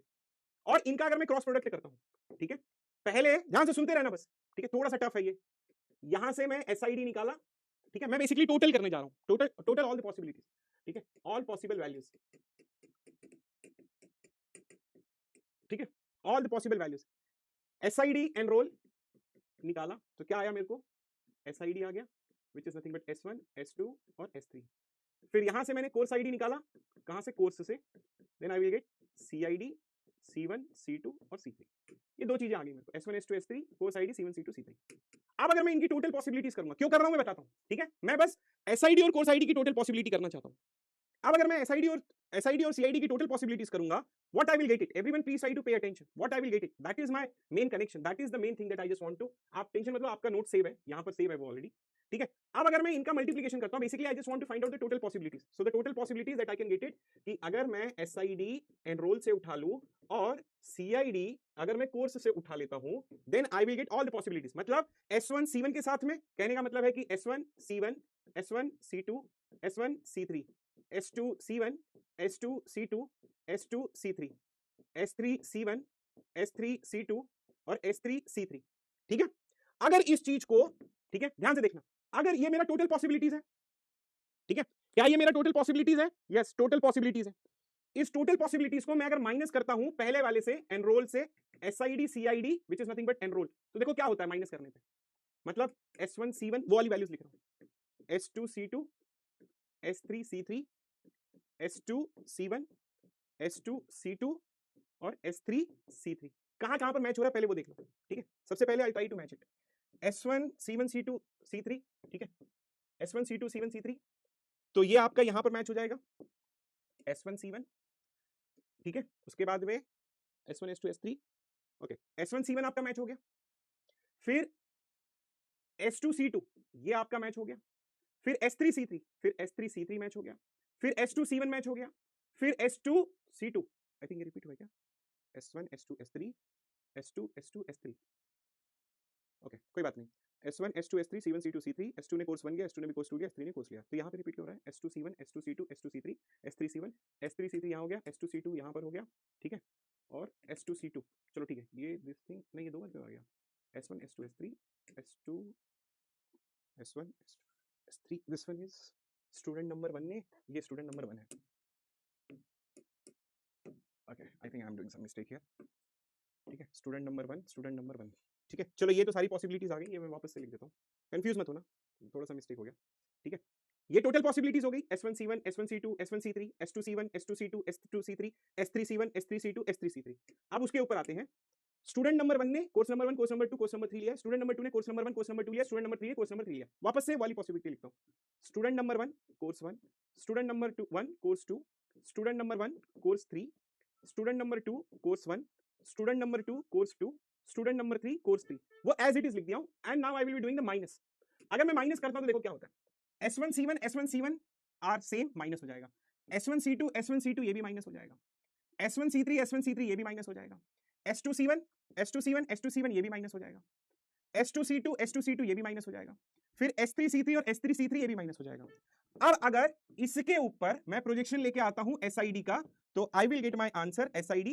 विच इज नथिंग बट व्हाट, क्या बचा है S2 S3 S3, मतलब S2 और S3, तो अब मैं बेसिकली क्या कर रहा हूं, ये टोटल पॉसिबिलिटीज है, इस टोटल पॉसिबिलिटीज में से ये मेरे को बता रहा है कि at least one of them are enrolled, तो टोटल में से अगर मैं at least one of them are enrolled को निकाल रहा हूं, तो some of them are enrolled आ रहा है, अब अगर इसी some of them of enrolled को मैं पूरे स्टूडेंट आईडी के साथ में माइनस कर दूं, तो मेरे को आंसर में क्या आएगा, S1 आ जाएगा, S1 will give me the total possibility, did you get my point, ये टोटल पॉसिबिलिटीज है, ठीक है, ये टोटल है, this is the total possibilities, ठीक है, और ये क्या है, एनरोल्ड वाली पॉसिबिलिटीज है, सो टोटल पॉसिबिलिटीज के लिए मैंने क्या किया था, ध्यान से देखना, टोटल पॉसिबिलिटीज के लिए SID उठाया एनरोल से, टोटल पॉसिबिलिटीज के लिए CID उठाया कोर्स से, ठीक है, और फिर इनका माइनस किया SID और CID एनरोल से, ठीक है, अब ये पूरे माइनस करने के बाद में मैंने ये SID निकाल दिया, तो ये मेरे को टोटल पॉसिबिलिटीज, ये टोटल पॉसिबल है, total ways, total possible values, ठीक है, टोटल पॉसिबल वैल्यूज है ये मेरे पास में, इस टोटल पॉसिबल वैल्यूज में से अगर मैं ये चीज माइनस करता हूं, तो ये कौन से हैं, जो एनरोल्ड हैं, at least in one course,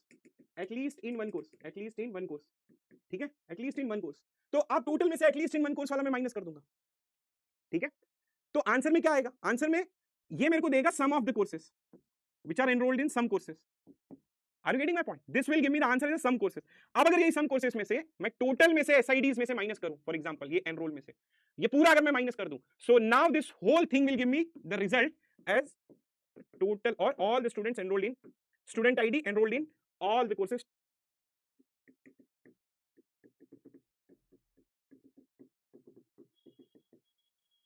all the courses, ठीक है, ये टोटल पॉसिबिलिटीज, देखो इसको मैं ब्रेक करने की कोशिश करता हूं, ये टोटल पॉसिबिलिटीज है, उसमें से जो भी जिस टाइप का भी एनरोलमेंट है, अगर टोटल एनरोलमेंट है तो टोटल की वैल्यू तो चली जाएगी ना, तो बचेगा क्या, क्योंकि ये पूरी पॉसिबिलिटीज है, अब जैसे एग्जांपल के लिए देखना, ये टोटल पॉसिबिलिटीज है, उसमें जो S1 वाला है वो तो हर जगह इन्वॉल्व होगा, तो ये S1 का पूरा नामो निशान मिट जाएगा, मतलब जो लोग सारे कोर्सेस लिए वो हट जाएगा, जो लोग सम कोर्सेस लिए हैं उनकी वैल्यूज आ जाएगी, अब इस वैल्यूज को मैं टोटल में से माइनस करूंगा तो मेरे को वो वैल्यूज आएगी जो enrolled in all the courses,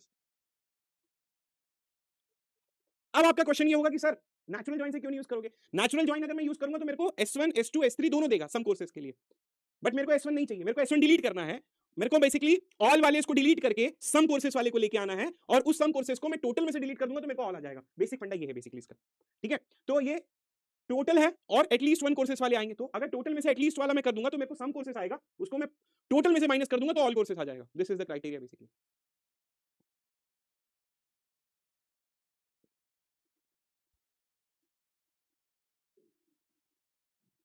समझ में आया नहीं समझ में आया,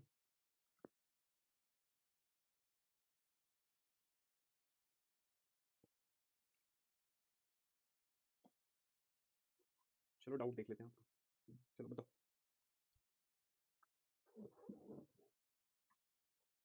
बताओ भाई, पक्का ना,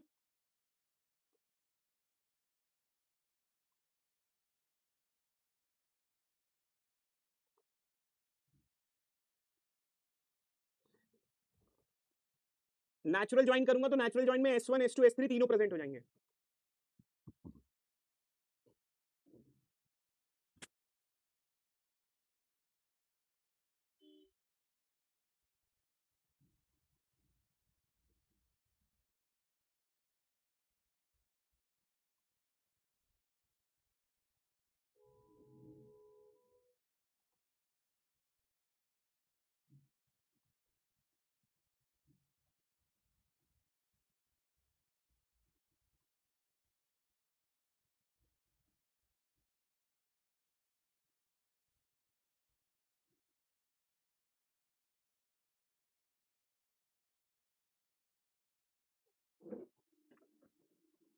कोई बात नहीं, अगर नहीं आया तो मैं वापस से बता देता हूं, बस चैट थोड़ा सा बंद करके बताऊंगा, ठीक है।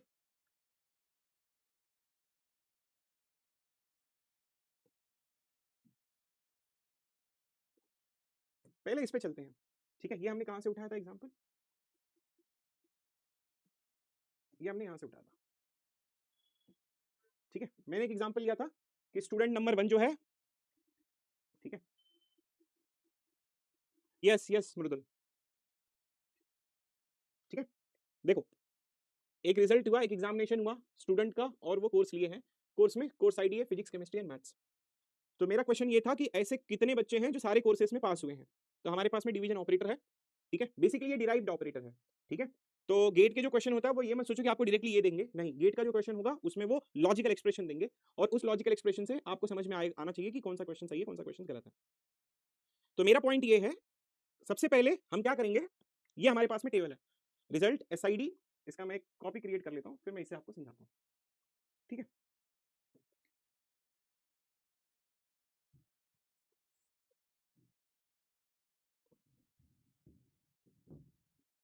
या तो मैं दूसरी टेबल बना देता हूं, परेशान मत हो ना, पूरा बताता हूं, फिजिक्स केमिस्ट्री एंड मैथ्स, ठीक है।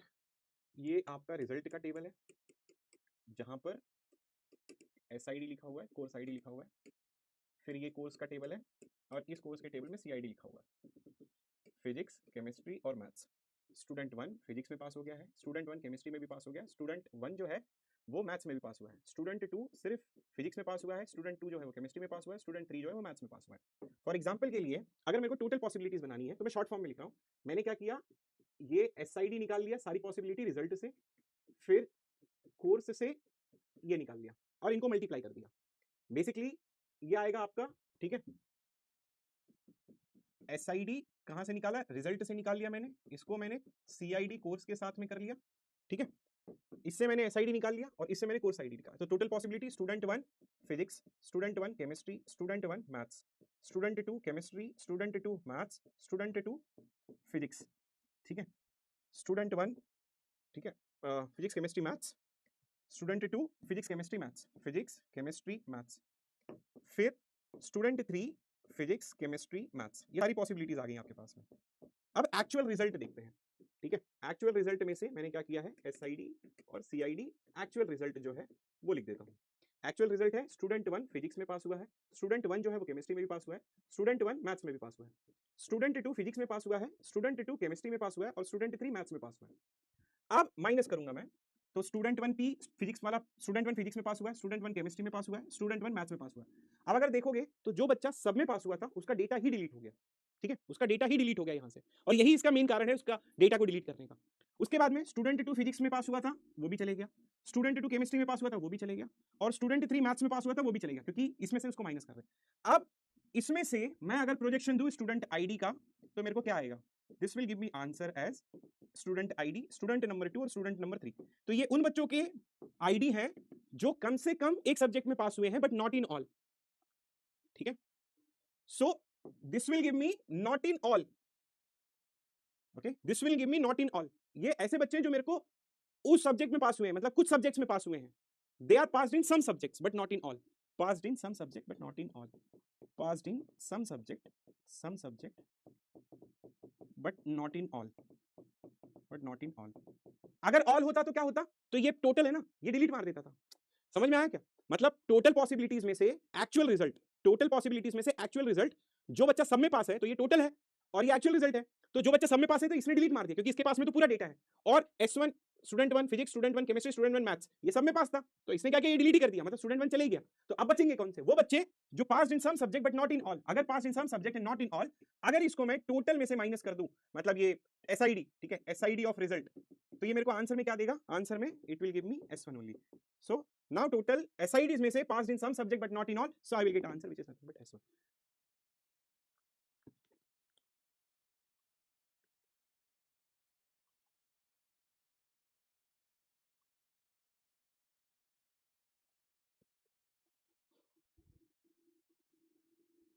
ठीक है, इसको मैं अच्छे से लिख देता हूँ यहाँ पर।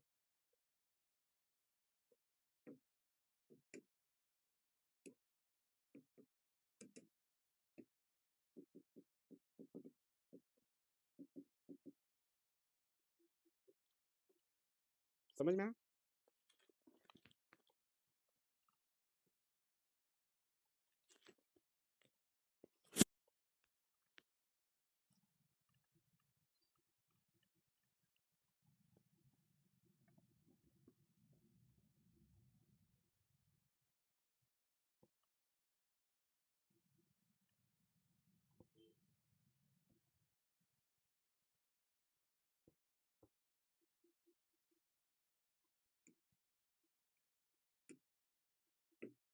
बताना।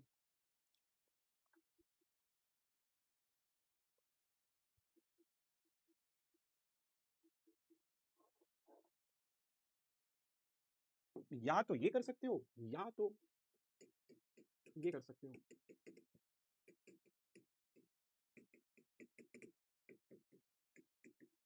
या तो ऊपर वाला या तो नीचे वाला।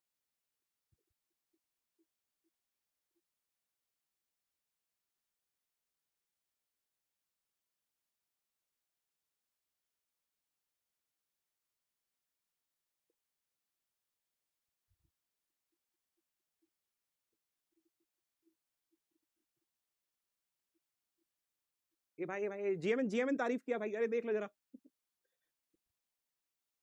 गेट में बेसिकली आपको सेकंड वाले के ऊपर फोकस करना है भाई, गेट में आपको सेकंड वाले के ऊपर फोकस करना है।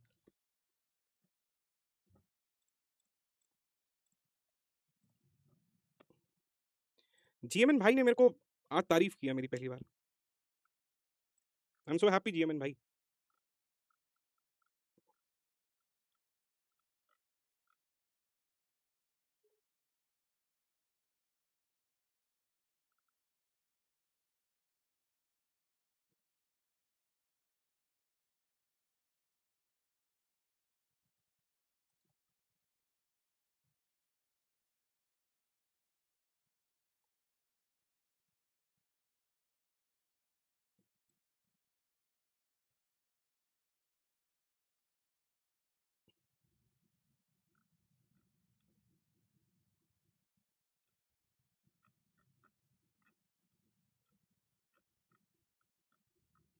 ट्रस्ट मी, गेट में आपको इजी मिल जाएगा क्वेरीज।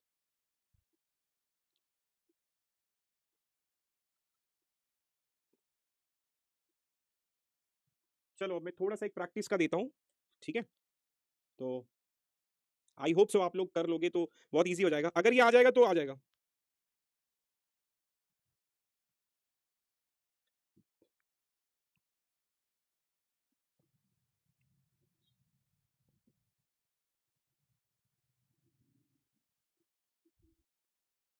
ठीक है, works EID PID project PID PNAME। Easy वाला मैं करूंगा, टफ वाला आप करोगे। Retrieve the name, retrieve the employee IDs of those employees who works on all the projects retrieve the employee ID of those employees who works on all the projects who works on all databases project works on all database short form लिख देता हूँ, database projects। ठीक है, easy वाला मैं करूंगा, पहले मैं करूंगा। क्या चाहिए? EID चाहिए, जो आंसर चाहिए वो यहाँ लिख दो, फिर PID लिख दो, किसका? वर्क्स का। इसको डिवाइड कर दो, ठीक है? किस में? पहले प्रोजेक्ट लिखो, इस प्रोजेक्ट में आप सिलेक्शन मारोगे, प्रोजेक्ट नेम, तो ही जाके डेटाबेस आएगा। डेटाबेस, इसका सिलेक्शन मार दिए, उसके बाद में प्रोजेक्ट आईडी लिखोगे, तो डेटाबेस का जो प्रोजेक्ट आईडी होगा वो यहाँ आ जाएगा। फॉर एग्जांपल प्रोजेक्ट 1 प्रोजेक्ट 2 और फिर वो मैच करके employ ID, so this will become the division operator. अब टफ वाला आप ट्राई करो।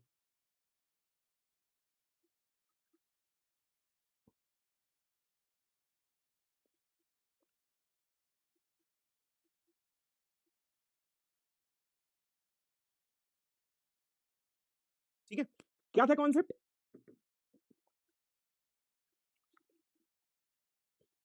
ऐसा करो, इसमें से EID निकालो, EID निकाला वर्क से, सिलेक्शन मार के पी नेम डेटाबेस कर लिया, कहां से? प्रोजेक्ट से, ठीक है? फिर इसको क्रॉस प्रोडक्ट कर दो, इसको क्रॉस प्रोडक्ट करोगे तो सारी पॉसिबिलिटीज आ जाएंगी। ये सारी पॉसिबिलिटीज को माइनस करो किसके साथ में, जो एक्चुअल है EID और PID के साथ में जो वर्क्स है, उसके बाद में आप इसका EID निकाल लो, ठीक है, इसको मैं A ले लेता हूं, और EID वर्क्स का माइनस कर दो A को, you will get your answer. मतलब टोटल में से जो एक्चुअल दिया हुआ है वो।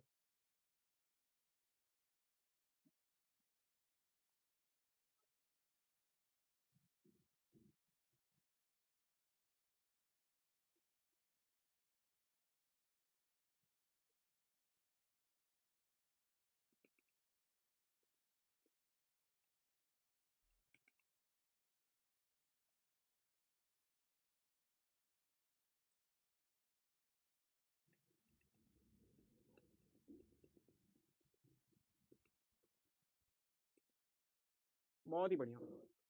अरे हर्ष टफ ही है भाई ये, this is tough only, and trust me this is the toughest concept that you people are learning.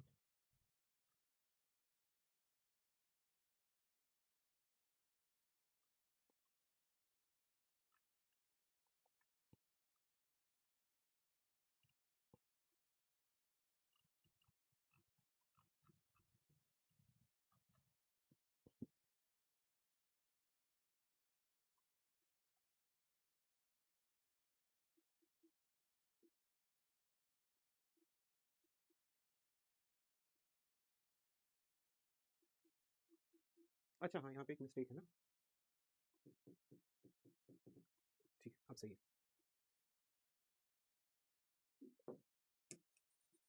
थोड़ा सा बस वो था मिस्टेक।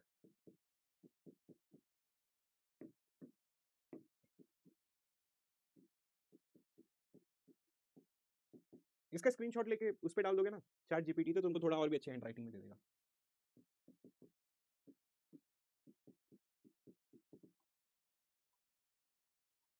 ये टफ ही कर रहा हूँ।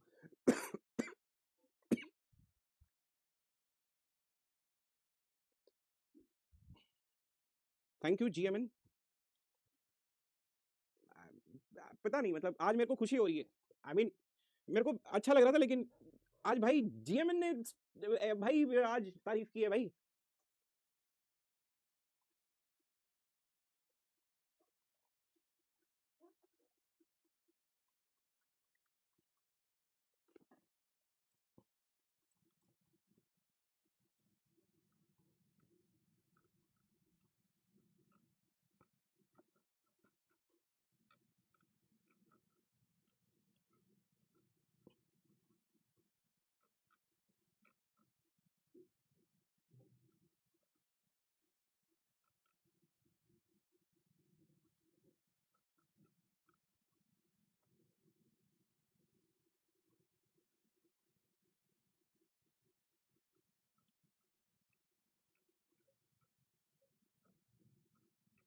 सबसे टफ एक्चुअली यही होता है, ठीक है, सबसे टफ बेसिकली यही होता है। अगर आप लोगों को ये आ गया है तो गेट के रिलेशनल अलजेब्रा के क्वेश्चंस आप लोग सॉल्व कर सकते हो। मतलब now you people are you know you easily you can try to solve the this question.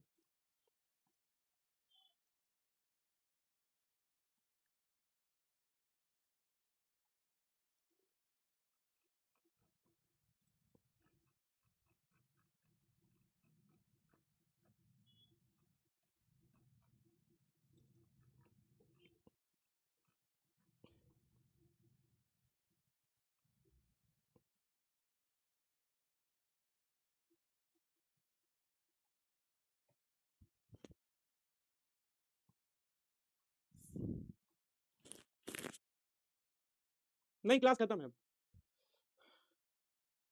ठीक है, या डन फॉर ऑल। इसके आगे जाऊंगा तो बाउंस जाएगा, ठीक है, दैट्स इट। नहीं क्वेश्चन नहीं दूंगा, होमवर्क नहीं दूंगा, कंफ्यूज हो गए, कल आओ, कल मैं आपको क्वेश्चन सॉल्व करवाऊंगा। नहीं बस इतना ही पढ़ के जाओ, इससे ज्यादा पढ़ोगे कंफ्यूज हो जाओगे।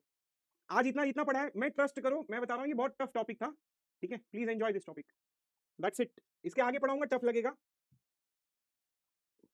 ठीक है, इसके आगे पढ़ाऊंगा टफ लगेगा, बस नहीं होमवर्क होमवर्क कुछ नहीं दूंगा, कल आओ, कल हम लोग, कल मैं आपको इसका PYQ भी दे दूंगा साथ में।